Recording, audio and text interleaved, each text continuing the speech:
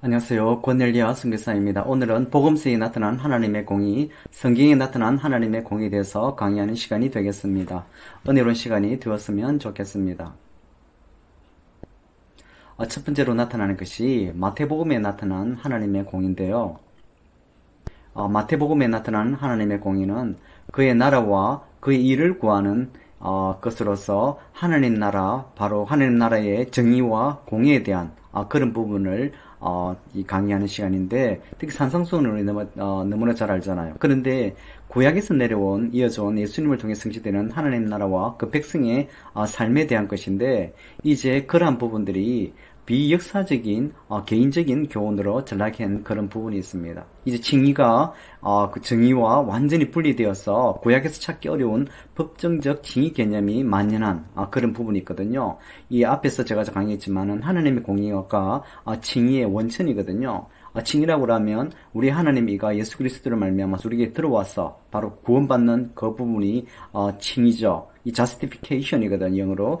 그리고 이 정의와 이제 분리되었어. 제가 그랬지만은 헬라어가 디카이오시네라는 그 단어인데요. 그 실질적으로 구약에서는 미슈파트와 체데카, 체데크로 사용되었는데, 그런데 개역 성경에서 그 부분들이 실질적으로 그냥 공평과 그리고 평안이라는 그 단어로 이 번역이 되면서 정의로는 한 번도 번역되지 않은 그런 부분이 있거든요. 그래서 이제 칭의라고 하면 하나님의 공의가 칭의의 원천이 되는데, 그렇지만 이제 신약 시대에 와서는 정의가 사라져버린 그런 부분을 볼 수 있거든요. 구약에서나 찾을 수 있는 신학적인 용어가 되었습니다. 바로 그 부분을 지적하는 건데요.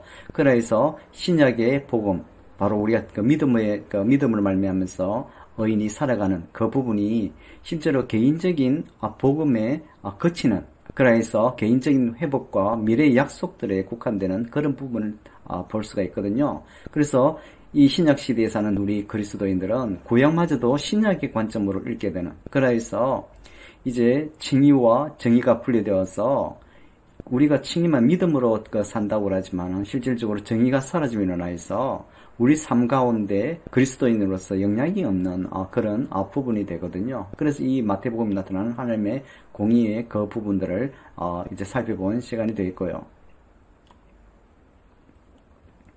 두 번째로 살펴볼 것은 누가복음에 나타나는 하나님의 공의인데, 누가복음에는 경제적인 정의 부분이 특히 많이 나타난 것을 우리가 볼 수 있습니다. 왜인가 하면 이 예수님의 4대 약자들에 대한 관심이 특히 가난한 자들에 대해서 나타난 것이 하나님의 호의적 선택, 누가복음 4장에 있는 그 부분을 우리가 볼 수가 있는데요.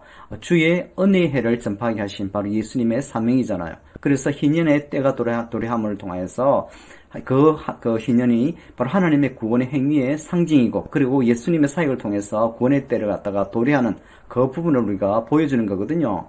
그리고 가난한 자들에 대한 복음이 누가복음 4장에서도 동일하게 나타나는데, 그 가난한 자들에 대한 복음은 영적으로만 해석될 때가 많은 그런 부분을 보게 되거든요. 그런데 구약의 관점에서의 이사야 61장에 나오는 그 부분인 누가의 태도임을 보게 되거든요. 그래서 가난한 자들을 향한 복음은 실질적으로 가난하면서도 병든 자들을 의미하는 것을 우리가 볼 수 있습니다. 그런데 해석을 할 때 가난한 자들을 영적인 가난한 자들로 해석할 때 실제로 많습니다. 그런데 누가복음 전체에 나타나는 것이 실질적으로 가난하고 병든 자들을 갖다가 의미한다는, 그래서 누가복음 전체에 나타난 그 희년 사상, 바로 그 사상이 바로 이들을 회복하는 그 사상임을 보여주는 거죠. 그리고 누가복음에 구원의 6가지 차원이 나오는데, 데이비드 포시 아주 선교학자로서 남아공 선교학자인데 이 시대의 유명한 선교학자이죠.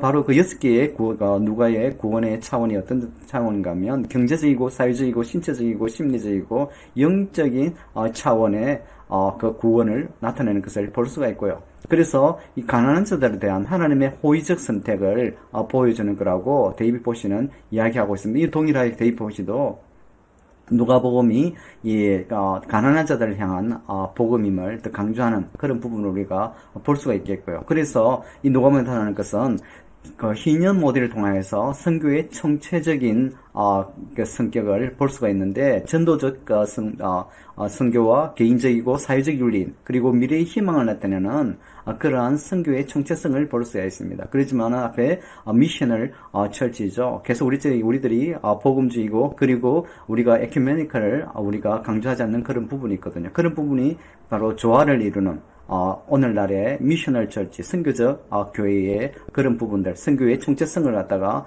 담당하는 그러한 우리가 용어임을 우리가 보게 되고요. 그래서 이 누가복음을 통하여서 나타나는 경제적인 정의가 바로 그러한 부분을 강조한다고 할 수가 있겠습니다. 다음에서 볼 수 있는 것이 복음서 전체를 나타내는 어떤 하나님의 공에 대해서 살펴보는 시간이 되겠는데요. 복음 전체에는 구약이 무시되면서 흐릿하게 된 것들이 좀 있습니다.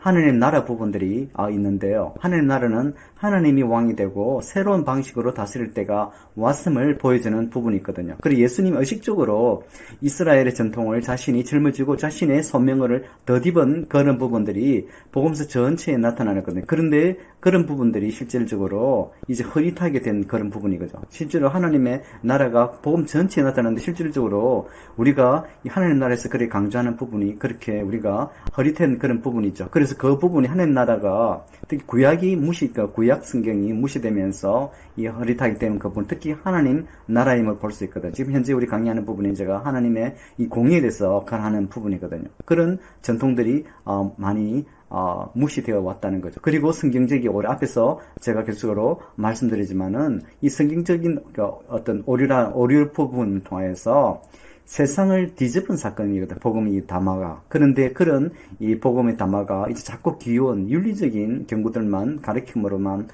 변질된, 그렇지만 개인적인 구원으로 전락된 그런 부분이거든요. 그리고 또 성경 본문의 접근 시에 종교와 정치가 서로 관련이 없다는, 그리고 근대적 가정과 신조들을, 그렇지만은 하나님의 공의는 사회의